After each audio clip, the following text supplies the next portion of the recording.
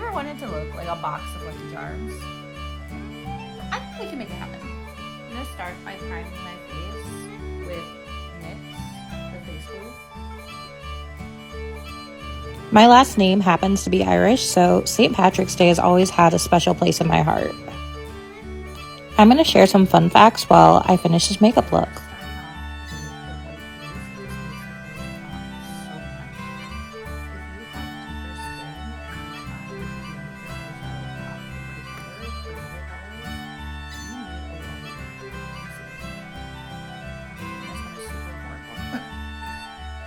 For this look, I'm going all in on green in the spirit of looking like a leprechaun. But did you know that early leprechauns actually wore red? So crazy since their branding is totally green these days.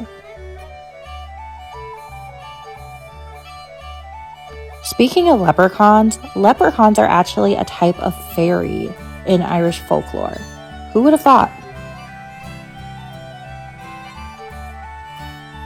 I'm kind of glad they rebranded to green. I'm not gonna lie, I think it suits me.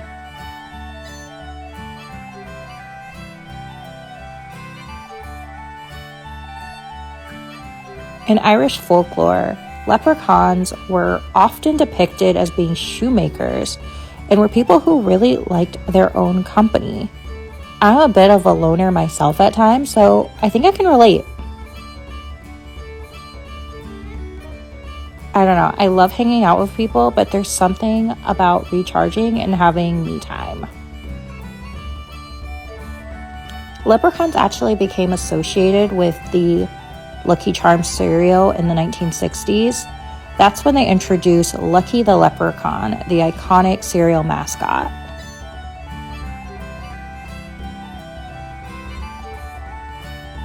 These days we can say that Lucky is a full-blown cultural icon. And the phrase, "it's magically delicious," is truly legendary. As a girly who works in marketing, I absolutely have to give the team that put together the ad campaign for Lucky the Leprechaun their flowers. Talk about iconic. While leprechauns were initially known for wearing red, St. Patrick's Day started off as a blue branded holiday. And as it turns out, St. Patrick wasn't even Irish. The real St. Patrick was born in Roman Britain. Eventually, green became associated with the holiday as people linked it to Ireland's Emerald Isle image. So of course now my question is, do I need to try to become a red leprechaun too? I don't know. I love random facts and history and learning about cultures. So I'm not gonna lie, it's actually just as fun as the makeup to learn these interesting facts about the holiday. But back to the makeup, I'm absolutely loving how this base is blending out. Kabuki brushes are the undisputed heavyweight champ in my book. The Lucky the Leprechaun lore goes deep. Did you know that General Mills, the company that makes Lucky Charms, actually produced books, children's books, to give the iconic character a backstory? In the 1970s, they tried to retire Lucky with someone called Waldo the Wizard. That didn't last very long, and we were back to the leprechaun that most of us know and love. I think it speaks volumes that even though I do not like the cereal personally, there's something about the smell of the mini marshmallows that are multicolored that just, it's cute to look at. I don't want to eat it though. Lucky the Leprechaun and Lucky Charms is still iconic in my book. Seriously, there's just something about it that is nostalgic and classic and just, it takes me immediately back to being a kid.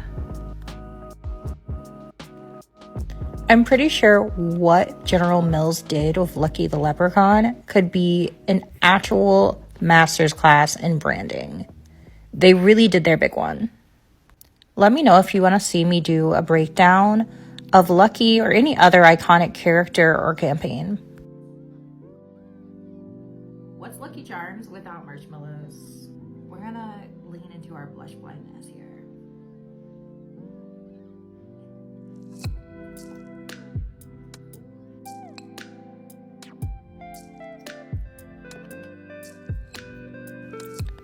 Don't freak out. Once again, this is a trust the process type of look.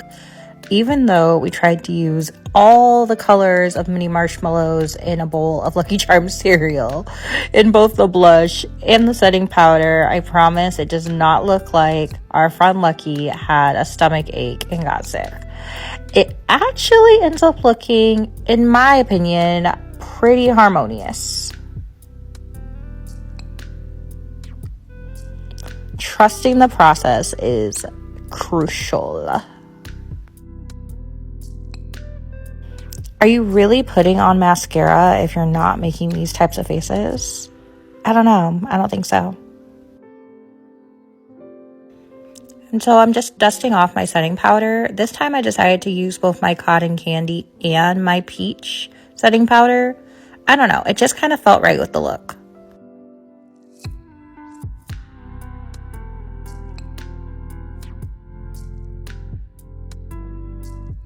I'm going back in with my eye pencil just to intensify the green.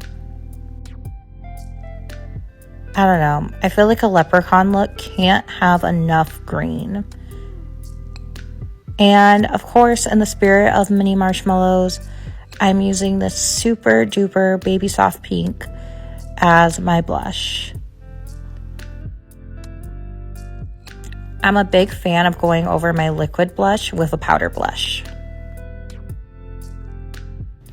It wouldn't have been right to skip highlight for a look like this.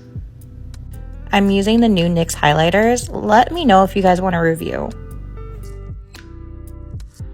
On my lips, I'm going in with the NYX lip liner and espresso, and then I don't show it on camera, but I actually use 2 lip colors to achieve the final look. I'm using the MAC Squirt Plumping Gloss Stick in the shade Simulation.